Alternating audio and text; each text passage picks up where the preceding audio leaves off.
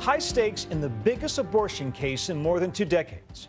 We're inside the very human efforts on both sides of the debate, as many look to make the crucial difference in a legal decision that could impact millions of lives. Here's ABC's Gloria Riviera. Separated by just a few feet, but they stand a world apart. Is it your body? Today, outside the Supreme Court, passions inflamed on both sides of America's most enduring culture war.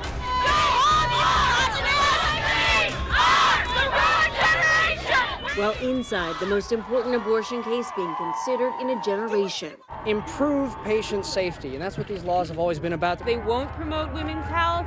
They're going to make abortion less safe. Arguing that controversial Texas law that regulates abortion clinics is unconstitutional is Stephanie Toti. It's her first time at the nation's highest court, but with her, some star power support. I realize the next generation may have less choice than I did. Judging Amy and Leftovers actress Amy Brenneman, along with more than 40 women, lent their names to the case, saying their right to have an abortion has allowed them to lead healthier, happier lives. I was 21.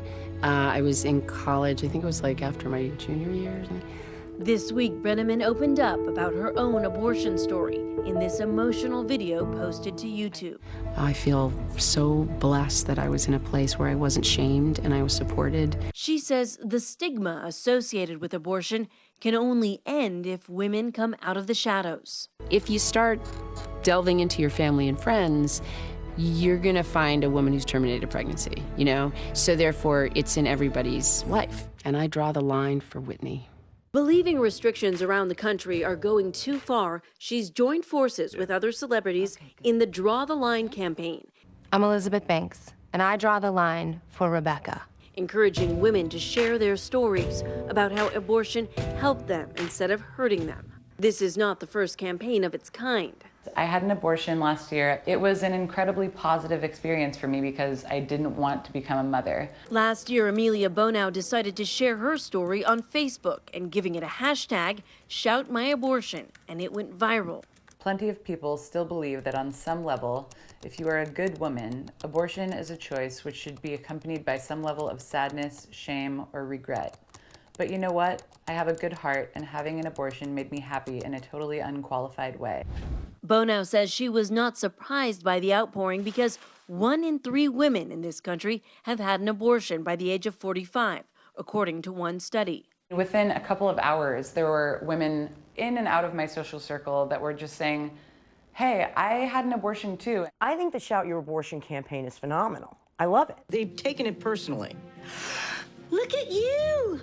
Good Wife actress Martha Plimpton also shared she had a positive experience. For me in particular, because I did have 2 abortions as a young woman, I feel that my ability to access that kind of medical care made it possible for me to live out my dreams and do what I really wanted to do with my life. Among other restrictions, the Texas law requires that abortion clinics are more like surgical centers and that doctors have admitting privileges at a hospital within 30 miles. You want to be a healthcare provider, then act like it. That's what we're saying. Critics of the law say adhering to these new standards make it impossible for many abortion providers to remain open, especially in a state the size of Texas.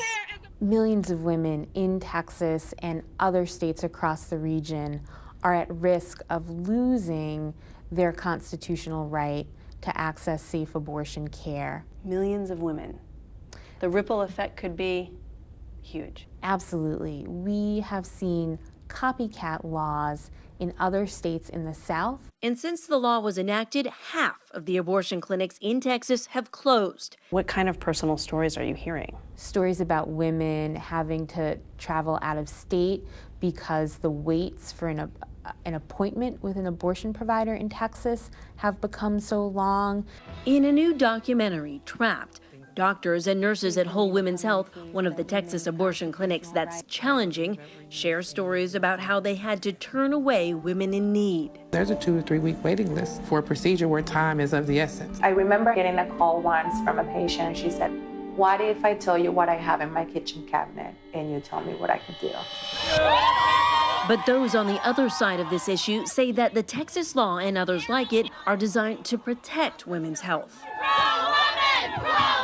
Anti-abortion activists also submitting briefs to the court, citing 3,000 women who they say suffered grievous psychological injuries after their abortions. A majority of Americans, regardless of whether they say they're pro-life or pro-choice on the issue of abortion, agree that abortion should be safe for women. Kristen Hawkins is president of Students for Life of America and has recruited thousands to the cause. Today we've come out to show the Supreme Court justices that this is a pro-life generation. My mission is to abolish abortion and to make abortion unthinkable and illegal. This is how afraid they are. She thinks the stricter regulations on abortion clinics across the nation are just the first step. We're the pro-life generation. We were with the young mother last year at one of the largest ever anti-abortion demonstrations. This is what the pro-life movement looks like at its strongest in the United States today. We're at the March for Life, and what you see behind me goes on for miles. Today I speak to you pregnant with my fourth child, my first daughter. We are the pro-life generation. To some, like 16-year-old Devin Veers, she's a hero. Is this your first March for Life? When did you place your son for a child for adoption? She was in October this year. I was wanted to have an abortion when I found out I was pregnant with my daughter. And out of choice, I was given the options. I could do abortion and not tell anyone, or I could move away from home.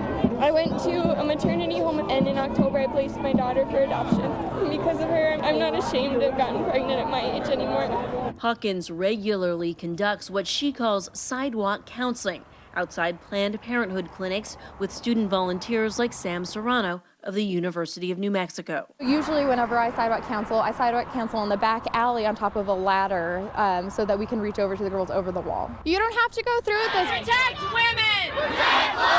But the young women on the other side, women who could be Serrano's classmates, are just as dedicated. Many of them feel the greatest danger is to women, forced to turn to illegal, unsafe alternatives if the Texas law is upheld. Since these laws have taken effect, there's been an increase in attempts at self-induced abortion in Texas because they simply can't make the trip that is now required in order to reach an abortion clinic. But for now, Stephanie has done what she can. The case rests in the hands of the 8 remaining justices. We will go with abortion is a human right. But no matter the ruling, we'll likely see this scene play out again and again. This battle isn't ending anytime soon. For Nightline, I'm Gloria Riviera in Washington, D.C.